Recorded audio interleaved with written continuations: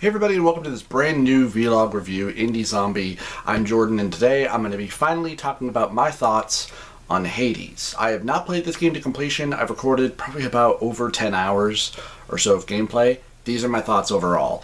This game is absolutely solid. For one thing, the game's art is absolutely beautiful. It's colorful, yet not too overwhelming. The character sprites and portraits look absolutely great. And this is gonna, sound a tad stupid, but I love the fact that every time you talk to any character, whether it's a character in the palace, whether it's one of the Olympians, or anytime your hero dies and walks out of the blood pool, it's always something different. And because it's always spoken dialogue, it's always something different or intriguing. And the fact that the dialogue is, really says a lot about these characters and is interesting and even funny, oftentimes is brilliant and just astounding to me. And the gameplay is absolutely solid. So, the plotline is that you are the son of Hades, and you want to escape hell.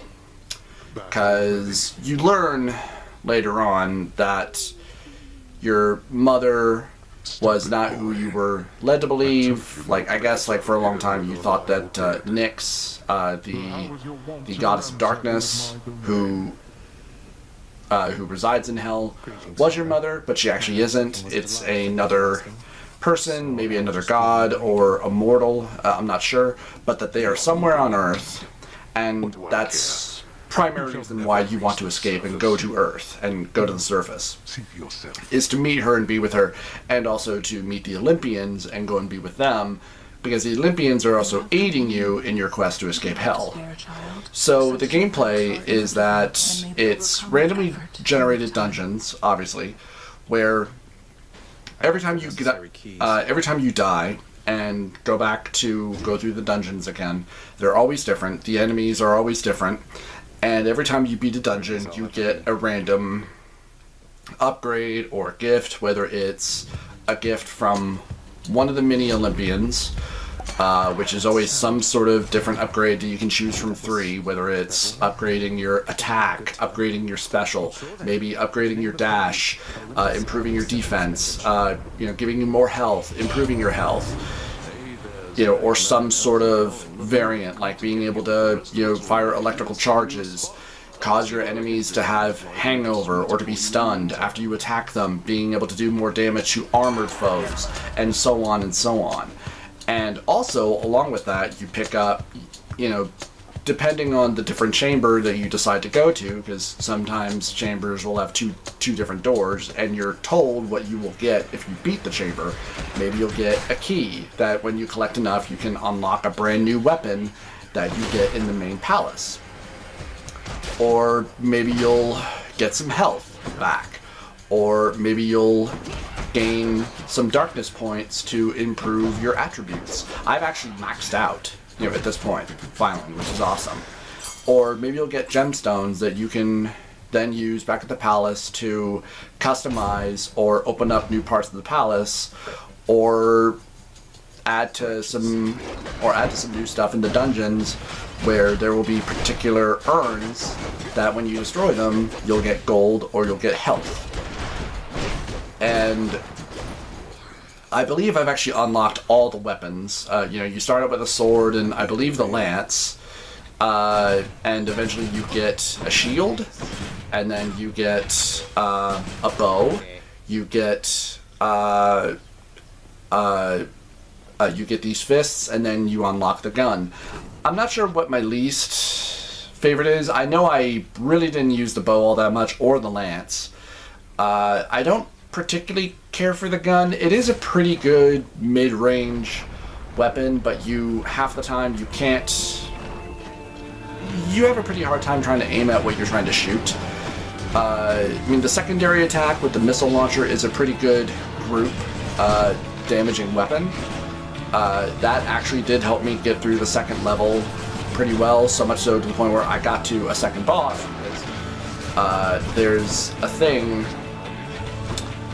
where from the Renovator, where if you get a particular diamond gemstone, you can free another character that is a brother to another character in the palace that may unlock or do something new, which is cool. So I was pretty intent on wanting to do that, and when I finally got to the mini boss that has that, which is this bone-headed Hydra, that was probably the hardest boss fight next to the other Furies, who I later got introduced to. And every boss fight, especially new boss fight, gets harder and harder and harder, and then adds to the chambers eventually too. And at one point, like, you'll start being able to, talk to a brand new god known as Chaos. But in order to go to their realm, it costs you health, and then whatever improvement you ask for, it basically delivers this brand new challenge where you will be punished, where you will lose health, fight much harder enemies, but the reward might be really good and really worth it, but half the time I really didn't go with that. Also, there is an additional item that you will get on some occasions that I believe is first introduced by one god. I forget his name, unfortunately, but it was the... I hate to summarize this, but basically it was the god of parties, pretty much, where you would get a token, basically a drink, and if you give that, initially to any character, be it Nyx, Hades, Cerberus, Hypnos,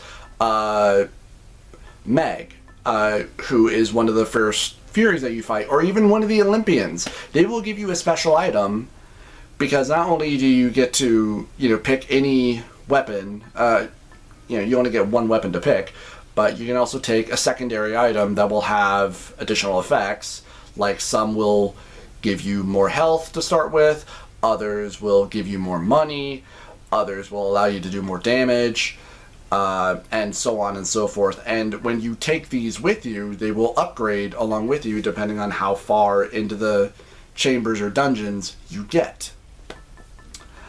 And though I wasn't able to get any farther than the second level, where like you start off in Tartarus and then you get to, I forget what it's called, but basically, just this fiery pit, I was still really enjoying it, and I want to keep playing, but that's a shitload of game footage. I might decide to just play more off camera, just because I was having fun and I wanted to see what happens, and if I can, maybe beat it.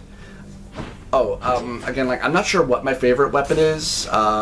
It's probably the shield, just because when you have the shield, it, when you attack or when you even throw your shield, obviously, like Captain America, because some enemies will fire projectiles at you, your shield will destroy the projectiles when you attack them or even throw your shield at them, so so that's perfect.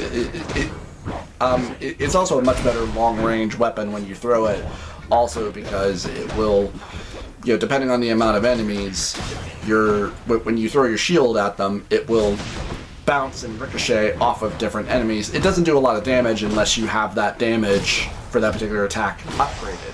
Then it does a good amount of damage. And I mean, all the weapons are good. The sword is good. The shield is probably definitely my favorite. The gauntlets are pretty good too. I just wasn't so into using the others. And at one point you also get this scroll where, depending on certain things that you do, you get a huge reward for it too. It's just there's just so much to this game, and it's no wonder why, a lot of people I follow put this on their like top 10 best games of the year list last year. I only wish I got to it sooner. If you have any interest in this already, if you like a good RPG action game, you can't go wrong, and especially considering this is from the guys that made Bastion. Hell yeah. play this game. I can't recommend this enough. But please let me know what you guys think in the comment section below. If you enjoyed this video, please give it a like or subscribe, or support me on Patreon if you enjoyed my content. I would really appreciate it. Anyway, see you guys next time. Hope you enjoyed. Take care of yourselves.